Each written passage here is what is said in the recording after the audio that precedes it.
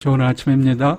오늘 주시는 하나님의 말씀은 민수기 14장 1절에서 9절 말씀입니다. 온 회중이 소리를 높여 부르짖으며 밤새도록 백성이 곡하였더라.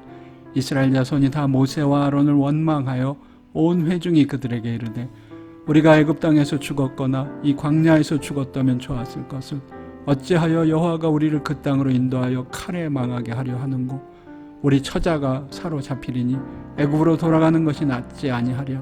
이에 서로 말하되 우리가 한 장관을 세우고 애굽으로 돌아가자 하매 모세와 아론이 이스라엘 자손의 온 회중 앞에 엎드린지라. 그 땅을 탐지한 자 중 눈의 아들 여호수아와 여분네 아들 갈렙이 그 옷을 찢고 이스라엘의 온 회중에게 일러 가로되 우리가 두루 다니며 탐지한 땅은 심히 아름다운 땅이라. 여호와께서 우리를 기뻐하시면 우리를 그 땅으로 인도하여 들이시고 그 땅을 우리에게 주시리라. 이는 과연 젖과 꿀이 흐르는 땅이니라. 오직 여호와를 거역하지 말라. 또 그 땅 백성을 두려워하지 말라. 그들은 우리 밥이라. 그들의 보호자는 그들에게서 떠났고 여호와는 우리와 함께 하시느니라. 그들을 두려워 말라 하나. 오늘의 제목은 다수가 잘못된 길로 갈 때입니다. 다수가 소수를 지배합니다. 이것이 민주주의의 가장 기본적인 원리입니다. 우리는 이런 다수 지배의 민주주의 원리에 많은 유익이 있다는 사실을 잘 알고 있습니다. 이런 원리는 한 사람 또는 소수가 권력을 독점하는 것을 예방하는 효과를 가지고 있고요. 또 모든 시민들이 동등한 권리를 누릴 수 있는 장점도 있습니다. 그러나 우리는 동시에 많은 악한 정치인들이 이런 제도를 자신들의 정치적인 야망을 위해 악용해 왔다는 사실도 잘 알고 있습니다. 그런즉 우리는 다수를 소홀히 여기지 않되 다수가 잘못된 방향으로 갈 때 그것을 바로잡을 수 있는 용기가 있어야만 할 것입니다. 그렇다면 다수가 잘못되어 가고 있다는 사실을 어떻게 알 수 있을까요? 그 기준은 무엇일까요? 우리는 그 해답을 오늘 우리가 읽은 말씀 속에서 발견할 수 있습니다.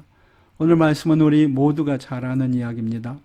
모세는 하나님이 약속하신 땅에 들어가기 전에 12명의 정탐꾼을 그 땅에 보냈습니다. 정탐을 마친 사람들이 돌아왔고요. 그들 중 10명의 정탐꾼이 그 땅에 대한 악평이 담긴 보고를 합니다. 이 다수 정탐꾼들의 보고를 들은 백성들은 크게 절망하여 심지어는 지도자인 모세와 아론에게 반역하고 위협까지 합니다. 모세와 아론은 고개를 숙인 채 아무 말도 못하고 있습니다. 이 순간 그들은 이 성난 군중을 향해 아무것도 할 수 없었습니다. 다수가 잘못될 때 일어나는 이런 현상들은 그리 드물지 않습니다. 다수가 잘못되면 개인이나 소수보다 훨씬 더 비이성적인 군중들로 변화됩니다. 그리고 그 충격도 훨씬 큽니다. 이런 사람들과 대적하는 것에는 큰 용기가 필요합니다. 우리는 오늘 말씀 중 모든 백성이 여호수아와 갈렙을 돌로 치려 하는 모습을 볼 수 있습니다. 그러나 여호수아와 갈렙에게는 그런 위험을 감수할 믿음과 용기가 있었습니다. 그들은 백성들 앞에 일어서서 그 땅에 대한 긍정적인 보고를 했습니다. 앞서 보고했던 다수 정탐꾼들의 보고와 달리 여호수아와 갈렙의 보고는 단순히 땅에 대한 것만이 아니었습니다. 그들의 보고는 하나님에 대한 것이 더욱 중심이었습니다. 그들이 한 보고의 핵심은 하나님의 약속, 하나님의 뜻, 그리고 하나님의 능력에 대한 것이었습니다. 앞서 보고한 다수의 보고가 오직 그 땅과 그곳 사람들만을 보았던 것에 비해 여호수아와 갈렙의 눈은 그 모든 것보다 더욱더 하나님을 바라보고 있었던 것입니다. 이것이 그 두 그룹의 차이를 만들었습니다. 우리가 진정으로 진리의 편에 서기를 원한다면 우리가 다수의 편인가 소수의 편인가 하는 것은 그리 중요한 문제가 아닙니다. 정말 중요한 것은 우리가 하나님의 편에 서 있는가 그렇지 않은가 하는 것입니다. 많은 사람들이 하나님을 대적하고 잘못된 길을 갈 때 여러분은 어떻게 행동하십니까?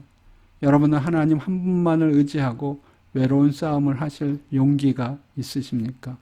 우리의 눈에 확고하게 주님을 바라보고 있다면 여호수아와 갈렙처럼 우리도 큰 것이나 많은 것이나 강한 것 때문에 주눅들지 않을 것입니다. 담대하십시오. 강하십시오. 이것이야말로 우리를 약속의 땅으로 인도해 주는 삶의 태도입니다.